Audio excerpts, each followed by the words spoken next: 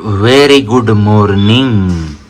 રામ રામ, સીતારામ, જય શ્રી કૃષ્ણ, જય માતાજી, જય ગોપાલ, જય ઠાકોરજી, જય જલારામ, જય જિનેન્દ્ર, જય સ્વામિનારાયણ, મહાદેવ હર હર મહાદેવ. કેમ છો? મોજમાં? તો વાંધો નહીં બાપલી, બિલકુલ મોજમાં રહેવાનું. વાગ્યા છે અત્યારે 6:30 અને બસ આપણે તૈયાર થઈ ગયા છીએ ઓફિસ જવા માટે. પણ આ હેલ્મેટ મને લાગે છે કે હવે દગો દેશે, કારણ કે હમણાં જે દિવસે વરસાદ ફૂલ હતો એ જ દિવસે આપણે પલળતા આવ્યા જ ને, તો એ પછીથી આ હેલ્મેટમાં લાઇટ સતત ચાલુ રહેતી હતી, બંધ થતી નહોતી. ને અત્યારે હવે સ્વિચ દબાવીને ચાલુ કરવાની ટ્રાય કરું છું પણ થતો નથી, એટલે જોવું પડશે કે શું પ્રોબ્લેમ છે. અત્યારે થોડીક વાર ચાર્જિંગમાં પણ મૂકી દઈએ, જો ચાર્જિંગ કદાચ ઉતરી ગયું હોય તો. કારણ કે વરસાદ ફૂલ હતો એમના હિસાબે પાણી અહીંયા આડ્યું જશે ગમે ત્યાં અંદર, એમના હિસાબે આ સર્કિટ કામ કરવાની બંધ થઈ ગઈ હશે. કારણ કે અત્યારે કાલના દિવસમાં આપણે જ્યારે અમદાવાદ ગયા ત્યારે આખો દિવસ, એટલે કે અહીંયાથી અમદાવાદ સુધી અને અમદાવાદથી રિટર્ન જુનાગઢ સુધી પહોંચ્યા, ક્યાંય પણ વરસાદ નહોતો નડ્યો આપણે. અને આજે સવારથી હજી હું જાગ્યો છું ને ત્યાં તો ગંદુડાઓનો અવાજ આવતો હતો. એટલે અત્યારમાં વાતાવરણ પાછું બંધાઈ ગયું છે, આ વરસાદી માહોલ જેવું. ને વરસાદ પણ સારો એવો વરસી ગયો હશે એવું આપણે માની લઈએ છીએ, કારણ કે રોડ ને એ બધું બંધ નહીં, સોરી ભીનું છે. અને પેલું શું કહેવાય, લગભગ બધા લોકો વહેલી સવારમાં રેનકોટ ને એવું બધું પહેરીને નીકળતા હતા. તો બસ કંઈ નહીં, એ ભલે વળે એટલે આપણે નક્કી કરવાનું છે કે આપણે કઈ રીતે ઓફિસે પહોંચવાનું છે. ટુ વ્હીલર લઈને કે મોટી ગાડી લઈને એ જોઈએ છે શું નક્કી થાય છે. કારણ કે મોટી ગાડીમાં એવું થાય છે કે મધુરમ ટીંબાવાડી રોડ ઉપર પહોંચીએ ને ત્યારે ત્યાં ટ્રાફિક એટલો બધો હોય. રિટર્નની વાત કરું, એ ગાડી કાઢવાની છે ને આળસ આવે, કારણ કે બંને બાજુ પેલા શાકભાજીવાળા ને એ બધા ઊભા હોય ને, શાકભાજી લેવાવાળા હોય ને, પ્લસમાં સુરતની ગાડીઓ બધી ત્યાંથી જ નીકળતી હોય છે, ટ્રાવેલ્સ.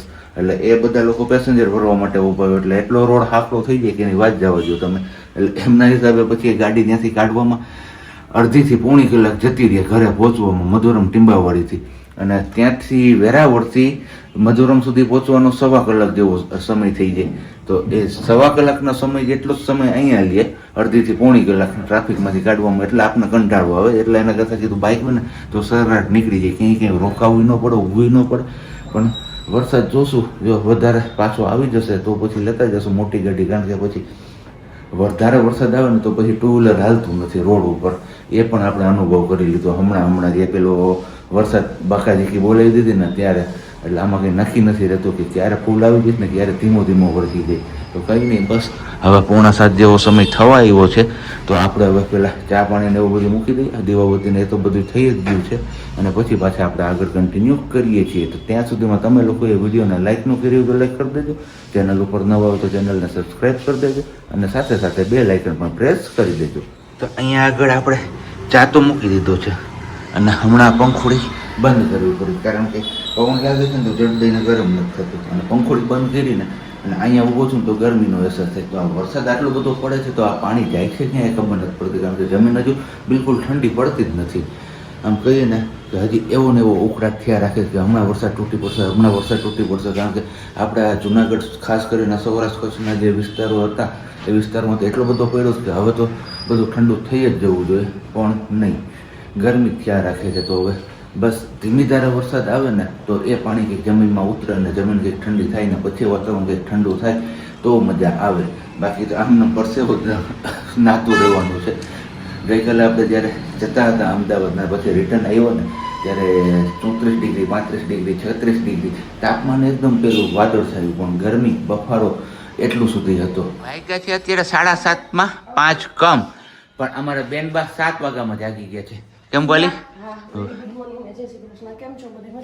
એ સિયાબેન ને થોડા ખમા કરાવી લે, કારણ કે સિયાબેન ને આજે ઉઠતા હોય ખબર નહીં, બધું અડડ ને બધું તોડફોડ ને એવું જ સાંભળે છે. કારણ કે છેલ્લા 2 દિવસથી હમણાં સવારે વહેલી જગાડી ને એટલે આજે એ ના છૂટતી, નહીં તો 8 વાગ્યાથી 8:15 વાગ્યાની વચ્ચે જાગતી હોય છે.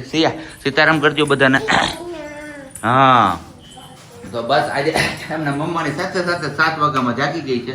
અને આપણે તો ઓલરેડી ચા પાણી ને બધું તૈયાર રાખ્યું હતું, તો મશીન થઈ ગયું હતું, તો મશીનના કપડાં પણ વાલીએ સૂકવી દીધા છે, એટલે કે ઉપાધિ નહીં પછી. હવે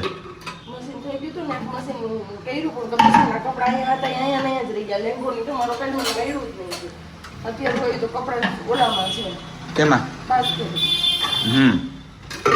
તો અહીંયા તમારો ચા રેડી છે, તમે ગ્રહણ કરી શકો છો. શું હા ઓકે કઈ વાંધો નહીં. હાલો સી આપણે અહીંયા નીચે બેસી જવાનું છે ને હવે તો બેસી જાવ. ચલો કે ન્યા બેસવું છે? હાલો તું ન્યા બેસો. હાલો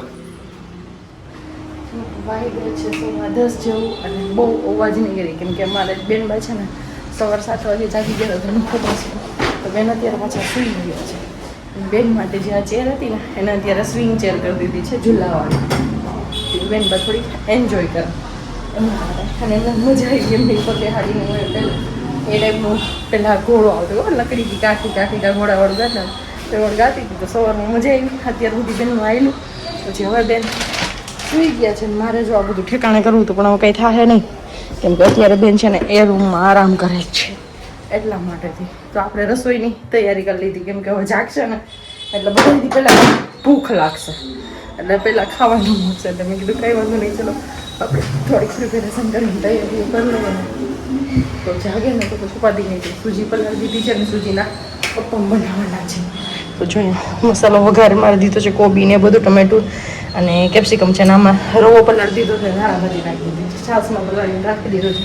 અપમની લોઢી બી રેડી કરીને રાખી દીધી છે અને આપણે ગઈકાલે બોટલ મંગાવી હતી આ વાળી ઓઇલની. તો જો એમનું યુઝ કરવાની ટ્રીક અહીંયાથી પેલું નાખવું હોય ને ઓઇલ તો વાળું અને આ કરો ને પ્રેસ એટલે એ સ્પ્રે થાય અહીંયાથી. તો આવી રીતે તમારે થેપલો ગુડ્ડો ડાયરી કરવું હોય ને તો તમે સ્પ્રે પણ એમાં કરી શકો ઓઇલમાં. અને આ ગરમ થોડી ગયું તો બસ એવી કંઈક આપણે એક બોટલ મંગાવી હતી ઓઇલની પણ પેક ઓફ 2 હતા ને 275 રૂપિયામાં ફ્લિપકાર્ટમાં મંગાવી 275માં 2 બોટલ આવી છે એવું કંઈક છે. હવે મને નહોતી ખબર કે 2 છે મેં કંઈ એટલું ડિટેલિંગમાં જોયું નહોતું. બસ મને બોટલ એ ગમી ને પેલું ગમ્યું ને એટલે મેં ઓર્ડર કર્યું પણ જ્યાં જોયું ને ત્યાં 2 બોટલ આવી છે અને ગ્લાસની બોટલ છે. અને કાંઈ વાંધો નહીં તૂટશે કરશે ને એવું લાગશે તો ફરી પાછી આપણે નવી બોટલ કાઢવા થશે. તો બસ અત્યારે એવું બધું ચાલે છે ને આ ટીનીમાંથી ખરીદી કરેલી છે આપણી ગઈકાલની એ વાળી છે. બધું અત્યારે કબાટમાં ગોઠવવાનું હતું પણ હવે બેનબા જાગી છે પછી રાતે કરીશું. તને બધી ખબર પડે છે તોય શું કામ તોફાન કરે? એમને તોય તોફાન શું કામ કરે?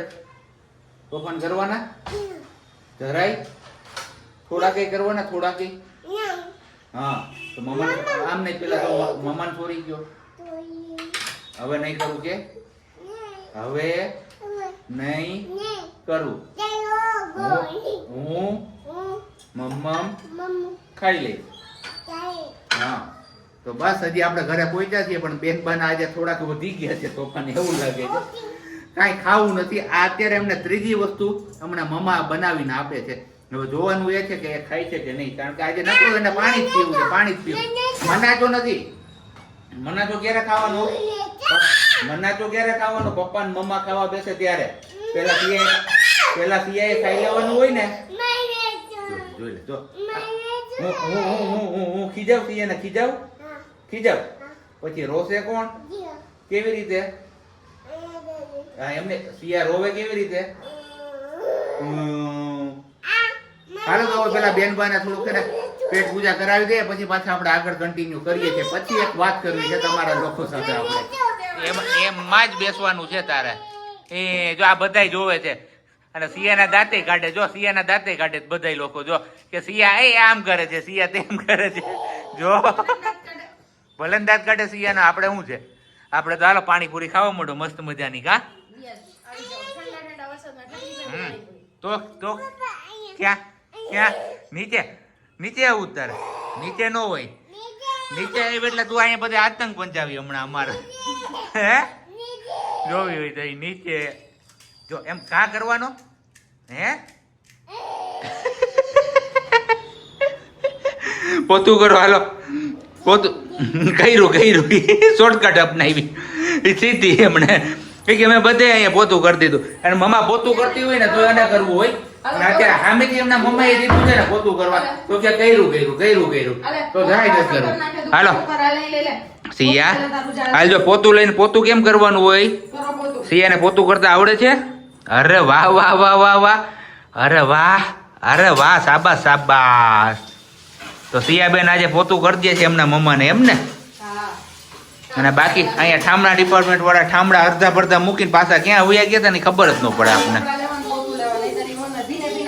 છે ને હા ઈ ભેગા કરી દે તો હું આખો દી વીટવે રાખું ઈ સ્ટેન્ડમાંથી કાઢીને બધા હું આમથી તેમ ફેર જ રાખું પણ શેષ નથી આવતો ક્યાંયથી કઈ બાજુ જાવ છો ઈ મને અને જો પાછી ફૂગી ગઈ વધતા જાય છે સમજ નથી પડતી જેમ મોટી થતી જાય એમ તારા તોફાન વધે સિયા જો પંખો વધારી દીધો જો પછી આમાં ઘર એમ અવાજ આવે સિયું એમ ન કરાય લે એવું ન કરાય દીકરા હમણાં બંધ કરી દે હાવ હાલો બસ હે સિયા આમ જો સિયા શું ખાય છે અત્યારે અને તે શું ખાધું તું શું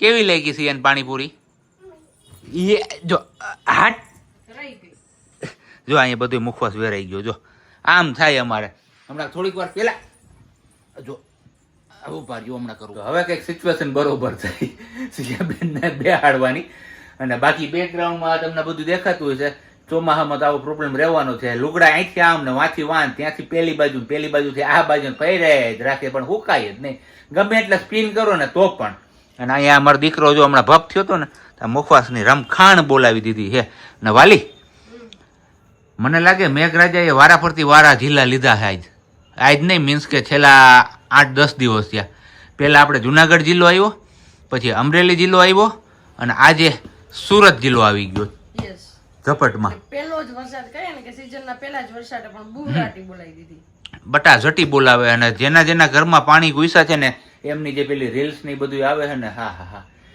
ઝડપથી ઉતરી જાય અને ઝડપથી પાછું આમ કહીએ ને કે રાબેતા મુજબનું જે કાર્ય છે ને એ બધું ચાલુ થઈ જાય ને એવી આપણે પ્રાર્થના કરીએ કારણ કે સુરતમાં એક તો ગીચતા એટલી છે એની વાત ના પૂછો ત્યાં રાજ્યના લોકો તમને જોવા મળશે અને એ બધા લોકો પાછા પેલા જે નાનો વર્ગ છે એકદમ એ કેવી રીતના રહેતા હોય એ તો ખબર જ છે આપણે સિચ્યુએશન સુરતમાં કઈ રીતે બધા લોકો રહેતા હોય છે તો એ સિચ્યુએશનમાં આ સમય પસાર કરવો બહુ અઘરું છે અને નાના કે મોટા બધાને લઈને બધાના ઘરમાં પાણી છે અત્યારે આપણે કહીએ ને બ્લોગરમાં તો તમે બધાને ઓળખતા જશો જેડી પટેલ કે જયદીપભાઈ ને સારિકાબેન તો બસ એ લોકોના ઘરમાં પણ પાણી પહોંચી ગયું છે તો બસ મેઘરાજાને એટલે કહીએ કે આપવાની ના નહીં પણ થોડુંક બધા સામે જુઓ નાનો વર્ગ માંડીને મોટો વર્ગ અને ન આપો તો ખેડૂતો હેરાન થાય એમના માટે પણ જરૂરી છે પણ બસ થોડીક રાખો કે જીવન બધું અસ્ત વ્યસ્ત રહે પણ હાવ હેરાન ન થઈ જાય કે ખાવા પીવાનું કોળીઓ કોઈ આગળથી છીનવાઈ ન જાય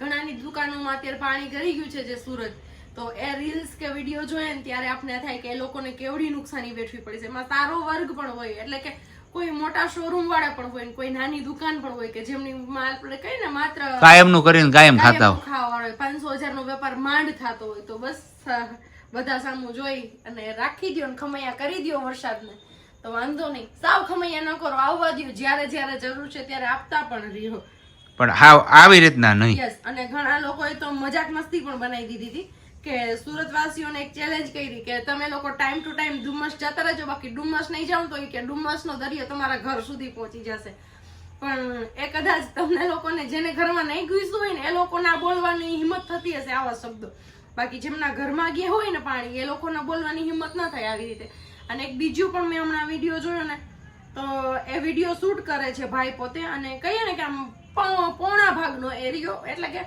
પાર્કિંગમાં અંડરગ્રાઉન્ડ પાર્કિંગ કે પેલો માળ કે અહીંયા સુધી આસપાસ બધે પાણી ભરાઈ ગયા લાગટ પાણી દેખાય ખાલી દરિયો જ હોય ને એવું અને પોતે ભાઈ 13મા માળે રહે છે એટલે કે ડૂબી ગયું જો એટલે કે વિડીયો કોલમાં કોઈને બતાવતા હશે એટલે કે આખું ડૂબી ગયું સાથે એટલે કે હા કે આખું ડૂબી ગયું જોઈ કે તો સામેવાળા એમ કે જો વાંધો ના અમે તો 13મા માળે છીએ કે તો એ ગર્વથી બોલતા હતા કહેતા હતા પણ કદાચ એને મનમાં એટલો પણ વિચાર નહીં એવો કે જે આજુબાજુમાં ડૂબ્યા છે કે જે કાંઈ બી છે ને એ પણ મારા ભાઈ બહેનો જ છે આપણે એવી હાલત જોઈએ ને તો આપણે આમ રૂવાડા કાપી જાય કે રૂવાડા ઉભા થઈ જાય આપણે કે આ કેવી રીતે લોકો રહેતા હશે કેમ કરતા હશે અને ભાઈ આરામથી બોલતા હતા જો બધું ડૂબાડી દીધું દાંત કાઢતા મેં જોયું મને થોડીક વાર વિશ્વાસ નહોતો આવતો મેં 3 વાર એ અવાજ સાંભળો ફરીથી ને કેમ કે ચિત્ર એ બહારનું બતાવતા હતા પાણીમાં ડૂબેલું અને અવાજ પોતાનો બોલીને આપતા હતા એટલે વિડીયો કોલ બી ચાલુ હતો ને વિડીયો પણ ચાલુ હતો તો બસ એવી હાલત ન થાય એવી જ આપણે ઠાકરધણીને પ્રાર્થના કરીએ કે ભગવાનને પ્રાર્થના કરીએ કે બસ જલ્દીથી જ્યાં બી વિસ્તારમાં પાણી ભરાણું છે જલ્દીથી ઉતરી જાય ઓસરી જાય આપણે જુનાગઢની હાલત જોઈ લીધી 3 વર્ષ પહેલા જ તો એવી હાલત કોઈની ન થાય તો વધારે સારું હે ને સાહેબજી ને બસ આ પ્રાર્થના સાથે જ આપણે આજનો વિડીયો અહીંયા જ પૂરો કરીએ. મળીશું આપણે આવતીકાલના નવા વિડીયોમાં. ત્યાં સુધી બધાને બાય, ગુડ નાઇટ અને જય શ્રી કૃષ્ણ. હા સીતારામ. શાંતિથી રહેવા દેજો. હા સીતારામ.